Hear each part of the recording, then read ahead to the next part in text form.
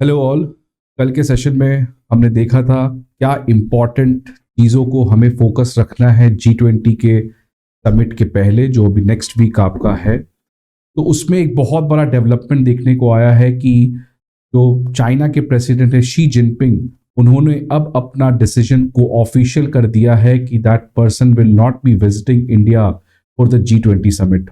ये काफ़ी ज़्यादा ऑलरेडी एक्सपेक्टेड था, but now it has become official that China के जो प्रेसिडेंट है वो नहीं आएंगे, और इनफैक्ट चाइना के जो प्रीमियर हैं Li Qiang, he will be visiting India for that particular summit. तो ये काफ़ी एक्सपेक्टेड था, लेकिन ये काफ़ी ज़्यादा एक काफ़ी अच्छा डेवलपमेंट नहीं है G20 समिट के पहले, बिकॉज ऑलरेडी इस साल बहुत सारे प्रॉब्लम से G20 गुजर रहा है, जो कि हमने ऑलरेडी देखा था किस तरीके से जॉइंट डिक्लेरेशन की जो प्रोबेबिलिटी है इस साल निकलने की वो बहुत ज़्यादा कम है, बिकॉज एक तरफ चाइना रशिया के कैंप बना हुआ है और दूसरी तरफ वेस्टर्न कंट्रीज़ का कैंप है। और ये जो पॉलिटिक्स चल रहा है G20 के अंदर, ये किस कॉन्टेक्स्ट में हो रहा है, ये ग्लोबल साउथ के जो अभी प्रॉब्लम्स हैं उस कॉन्टेक्स्ट में हो रहा है। और इंडिया का बेसिकली यही स्टैंड रहा है पूरे G20 में कि किस तरीके से ग्रेट पावर पॉलिटिक्स से बचकर G20 को एक सक्सेसफुल इवेंट बनाया जा सके, specially from the perspective of the global south countries, because आज उनको सबसे ज्यादा इन चीजों की जरूरत है। अब इसमें शी जिनपिंग का नहीं आना, जो कि वर्ल्ड के सेकेंड लार्जेस्ट इकोनॉमी के लीडर हैं, उनका नहीं आना एक तरीके से बहुत बड़ा डेवलपमेंट हो जाता है G20 के लिए, बिकॉज ऑलरेडी आपको पता है कि रशिया के जो प्रेसिडेंट है Putin, and Mexican president, and now the third Chinese president, तो ये तीनों अब G20 समिट में पार्टिसिपेट नहीं कर रहे हैं। अब इसको एनालाइज करते हैं कि आखिरकार शी जिनपिंग क्यों नहीं आ रहे हैं।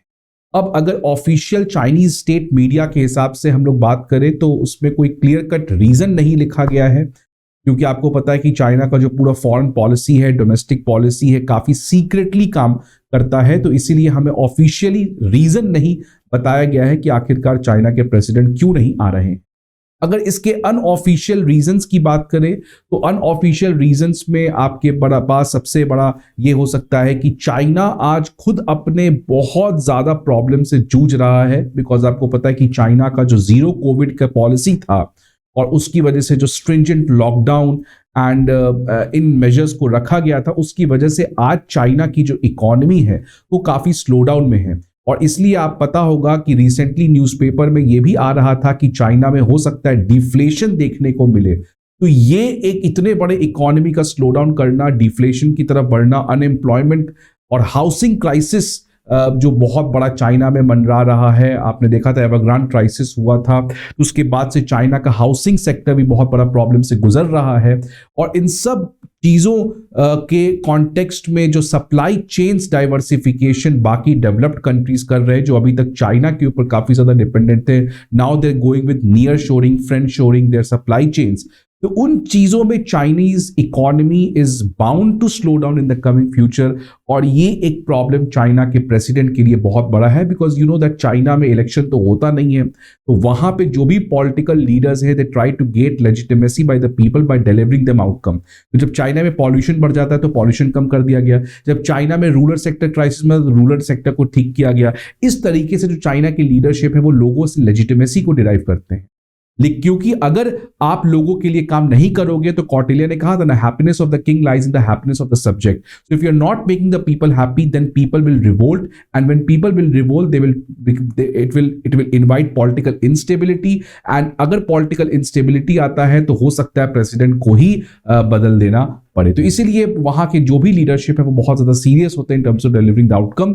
और आज क्योंकि कोविड के बाद एक तो ऑलरेडी बहुत ज्यादा प्रॉब्लम था, और आज अगेन चाइना में इकोनॉमी प्रॉब्लम्स आ गया है, तो शी जिनपिंग के लिए अभी पूरा फोकस है अपना किस तरीके से डोमेस्टिक रिफॉर्म्स को लाया जा सके। ये एक इकोनॉमिक रीजन है जो बहुत फॉरेन पॉलिसी के सर्कल्स में बताया जा रहा है, बट रियल रीजन यहाँ पे एक तरीके से हमारा सिंबॉलिक है, आइडियोलॉजिकल है, आपके पास है। और उसमें ये एक इंटरेस्टिंग पॉइंट है कि रिसेंटली चाइना के जो प्रेसिडेंट है वो ब्रिक्स के समिट को अटेंड किए थे साउथ अफ्रीका में, जोहानिसबर्ग में, जहां पे चाइना के एक्सटेंसिव लॉबी के बाद उसके कुछ खास कंट्रीज को भी ब्रिक्स में ऐड किया गया था।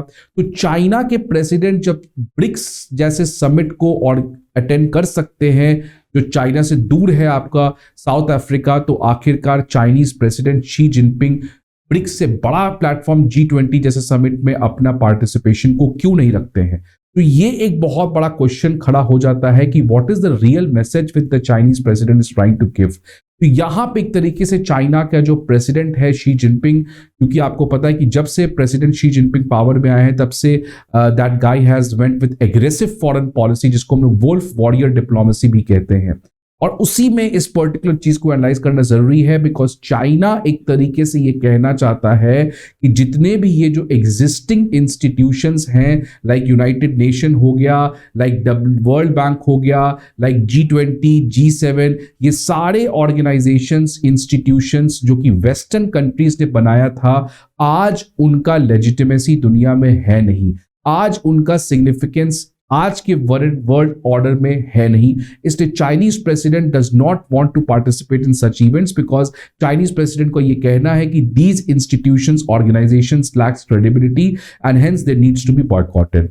और इसके अगेंस्ट चाइना जो 2008 ग्लोबल फाइनेंशियल क्राइसिस के बाद अपने खुद के इंस्टीट्यूशंस और ऑर्गेनाइजेशंस को खड़ा कर रहा है, लाइक ब्रिक्स जैसे प्लेटफॉर्म, SCO जैसे प्लेटफॉर्म, न्यू डेवलपमेंट बैंक, इसके एशियन इंफ्रास्ट्रक्चर इन्वेस्टमेंट बैंक। तो चाइना जो है वो अपने खुद के इंस्टीट्यूशंस और ऑर्गेनाइजेशंस को खड़ा करना चाह रहा है, और इसीलिए चाइना के प्रेसिडेंट ब्रिक्स के समिट में पार्टिसिपेट करते हैं, बिकॉज उनका कहना है कि फ्यूचर में जो जितने भी ये ऑर्गेनाइजेशंस हैं, G20, G7, वर्ल्ड बैंक, ये लोग, इनको हट के हमें दूसरे ऑर्गेनाइजेशंस की तरफ शिफ्ट करना पड़ेगा जो आज के एग्जिस्टिंग वर्ल्ड ऑर्डर के व्यू पॉइंट को रिप्रेजेंट करते हैं।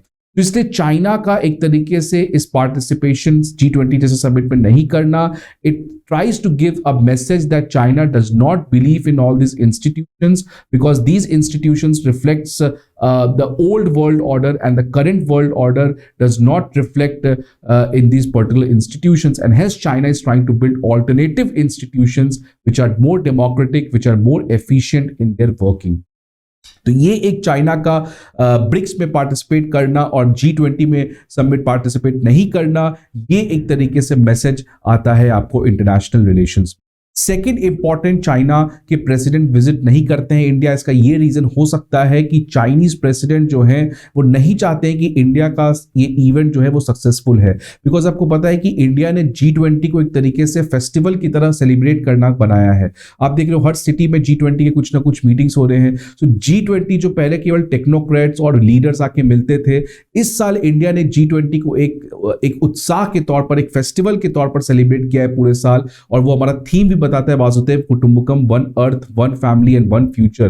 तो इंडियन साइड जो है वो G20 को एक बहुत बड़ा इवेंट बना रहा है, और इंडिया का ये कहना है कि आज G20 का जो सिग्निफिकेंस है वो बहुत ज्यादा है, और इसीलिए इंडिया चाहता है कि G20 एक सक्सेसफुल इवेंट हो। लेकिन शी जिनपिंग ये कभी नहीं चाहेंगे कि G20 जिसको इंडिया होस्ट कर रहा है वो सक्सेसफुल इवेंट हो। इसीलिए हो सकता है कि Chinese president does not just want to show that कि ये जो इंडिया इतना हल्ला कर रहा है G20 का, ये कोई बहुत बड़ा समिट नहीं है, इसलिए मैं पार्टिसिपेट भी नहीं कर रहा हूं।